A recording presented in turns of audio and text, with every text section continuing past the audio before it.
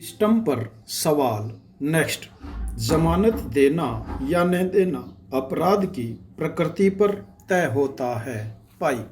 कुख्यात अपराधी इस तरह से जेलों से बाहर आने लगे तो वे फिर अपराध नहीं करेंगे, इसकी गारंटी कौन देगा? प्रश्नवाचक। पैरा। उत्तर प्रदेश के एनकाउंटर के मामले में सुनवाई के दौरान माननीय उच्चतम न्यायालय में प्रधान न्यायाधीश S.A. बोबड़े की तल्ख टिप्पणी को समूचे देश के संदर्भ में देखा जाना चाहिए। पाई। बोबड़े ने इस बात पर हैरानी जताई कि इतने केस होने के बावजूद विकास को जमानत मिल गई, यह समूचे सिस्टम की विफलता है। पाई। शीर्ष कोर्ट ने जब यह कहा कि जिस व्यक्ति को जेल की सलाखों के पीछे होना चाहिए उसे जमानत मिली, तो यह संकेत एक तरह से देश भर में कानून के उस राज की ओर भी है जिसमें संगीन अपराध करने वाले खुले घूमते दिखते हैं। पाई। विकास तो महज वानगी है। जिन अपराधियों को जेल में रहना था वे प्रक्रियागत खामियों का फायदा उठाते हुए न केवल जमानत या पेरोल ले आते हैं बल्कि अपना खौफ दुगुना करने में कामयाब हो जाते हैं। पाई। विकास के मामले में भी ऐसा ही हो रहा था। पाई। एक के बाद एक संगीन अपराधों में संलिप्तता सामने आने के बावजूद रसूख और सांठगांठ के बल पर वह जमानत पर बाहर आता गया। पाई। खुद उत्तर प्रदेश सरकार ने स्वीकार किया है कि विकास पर 65 केस दर्ज थे और वह पैरोल पर बाहर था। पाई। अपराध भी ऐसे कि कानून के रखवालों तक को चुनौती देने वाले। पाई। देश भर में विकास जैसे अपराधियों की कमी नहीं है। पाई। पुलिस व अपराधियों का गठजोड़ भी ऐसे अपराध और अपराधियों को बढ़ावा देने से नहीं चूकता। पाई। ये रसूख और धन के बूते पर समूची प्रक्रिया को ठेंगा दिखाते नजर आते हैं। पाई। ऐसे में विकास दुबे के प्रकरण में सुप्रीम कोर्ट की हैरानी पर किसी को अचरज नहीं होना चाहिए। पाई। पैरा। दरअसल किसी भी अपराध के मामले में आरोपी की गिरफ्तारी भी इसलिए होती है कि वह खुद तो न्यायिक प्रक्रिया में अलग रखने की कोशिश न करे। पाई। यही जमानत और पैरोल जैसे प्रावधान भी इसीलिए किए गए हैं ताकि सबको उनके वाजिब हक मिल सके। पाई। जमानत और पैरोल को अधिकार के रूप में नहीं माना जा सकता। पाई। इसके उलट हमारे यहाँ तो कानून के हर सख्त से सख्त प्रावधान का तोड़ निकालने के भी जतन खूब होते हैं। पाई। वाकई में जिन्हें जमानत मिलनी चाहिए वे तो पुलिस से लेकर अदालतों तक चक्कर लगाते रहते हैं और रसूखदार प्रक्रिया की खामियों के सहारे कानून के शिकंजे से दूर रहने में सफल हो जाते हैं। पाई।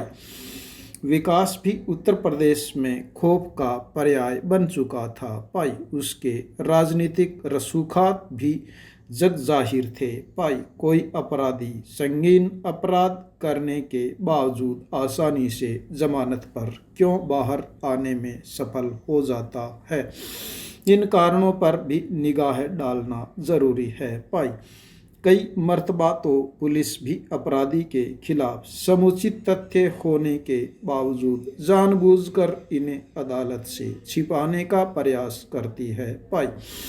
पुलिस व अपराधियों का ऐसा गठजोड़ ही माफिया राज को बढ़ावा देता है। पाई।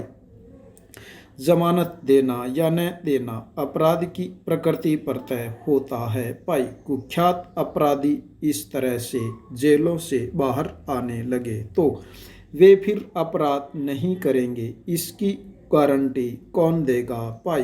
पुलिस को अपनी कार्यशैली में बदलाव लाना होगा, तभी अपराधियों में भय, आमजन में विश्वास का ध्येय वाक्य सार्थक होगा भाई। नेता कुर्सी बचाने के लिए भागदौड़ कर रहे हैं भाई। 5 स्टार होटलों में ठहर कर मौज कर रहे हैं भाई। जनता चाहे भूख से मरे या कोरोना से भाई, इनको क्या परवाह है भाई। ये भूल गए कि जनता ही है जिसने अपने को वोट देकर इसीलिए भेजा है ताकि वे आमजन के हितों का ध्यान रख सके भाई। उसी जनता की खून पसीने की कमाई से ये सब जनमत का अपमान करते हुए अपनी कुर्सियां बचाने में लगे हैं भाई। पैरा बाड़ाबंदी में रह रहे हमारे विधायक एक तरह से जनसेवक के रूप में अपने सामान्य कामकाज से इन दिनों दूर रह रहे हैं। भला इन विधायकों ने कभी जनता की भलाई की भी नहीं होगी। इनका काम अक्सर से होता है भ्रष्टाचार करके पैसा कमाना, किसी गरीब कर्मचारी अधिकारी को वहां से स्थानांतरण कर बाहर भेज देना, किसी के गलत मुकदमा दर्ज करवा देना, किसी को सरेआम जनता के सामने डांट फटकार कर देना। ये हमारे इन एमएलए एमपी की मानसिकता में समावेश हो चुका है भाई। पैरा सरकार के कर्मचारी इस तरह से ड्यूटी पर नहीं आकर अपना विरोध करते हैं। जब काम नहीं तो वेतन नहीं का सिद्धांत लागू कर दिया जाता है भाई। सवाल यह है कि आखिर इन विधायकों को वेतन किस बात पर दिया जाए भाई। एक तरफ कोरोना संक्रमण का खतरा बढ़ता जा रहा है भाई, दूसरी ओर राजनेता अपनी कुर्सी बचाने में लगे हैं भाई। प्रलोभनों का दौर जारी है भाई, साथ ही अपने विरोधियों पर छीटाकाशी भी जारी है भाई। न तो नेताओं की जनता से किए वायदों को परवाह है और न ही इस बात की चिंता कि वे वोट मांगने किस मुँह से जाएंगे भाई। पैरा देश के कुछ हिस्सों में बाढ़ ने तबाही मचाई है भाई।